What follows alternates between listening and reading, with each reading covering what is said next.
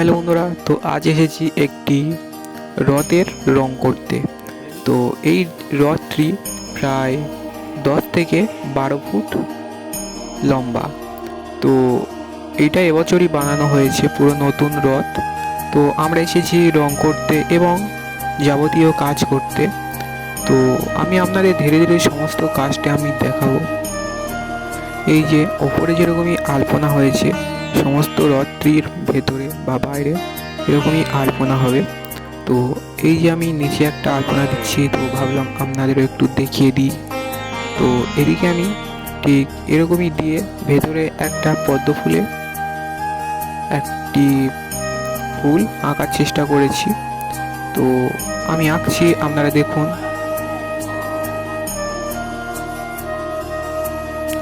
আমি এই কলকাটা আঁকার সময় রথের ওপরে দাঁড়িয়ে দাঁড়িয়েই করছি।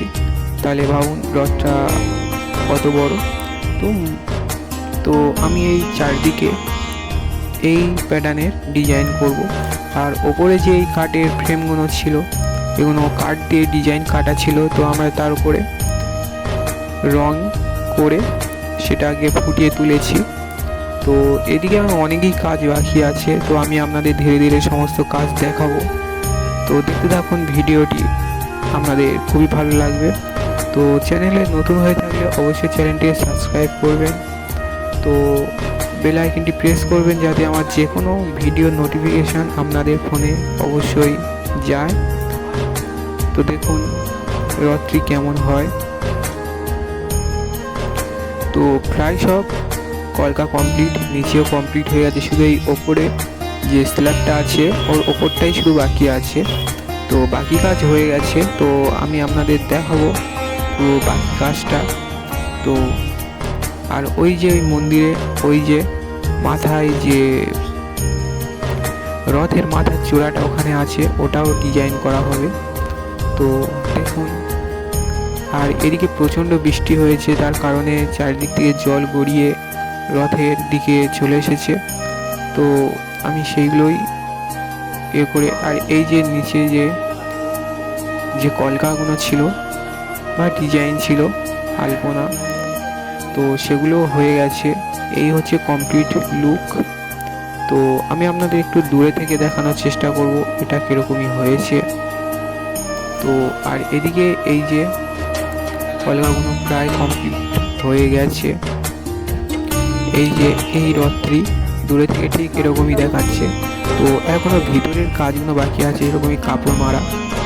তো তারপরে এই যে ওই রথে বসবে একটি সারথি, যিনি ঘোড়া চালক, তো সেটাই বানানো হয়েছে। তো এদিকে এই যে সাজানো হয়ে গেছে, প্রায় কমপ্লিট।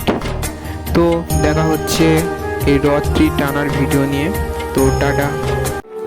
তো পরের দিন সকালে রথ পুজোর দিনে চলে এসেছি এই সারথিটা রথের সাথে সেট করতে। তো চলে এসে সেট করার পরে আপনাদের দেখাবার জন্য একটু ভিডিও করে নিলাম ঠিক কেমন হয়েছে। তো আগে দেখেছিলেন এই যে শুধু ভেতরের যে কাজটা হয়েছে শুধু সেটাই।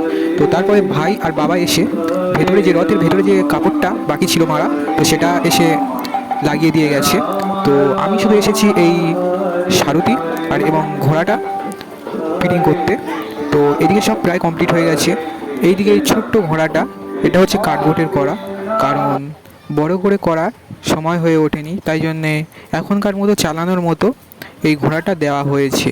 তো দেখা হচ্ছে পরবর্তী ভিডিও নিয়ে। তো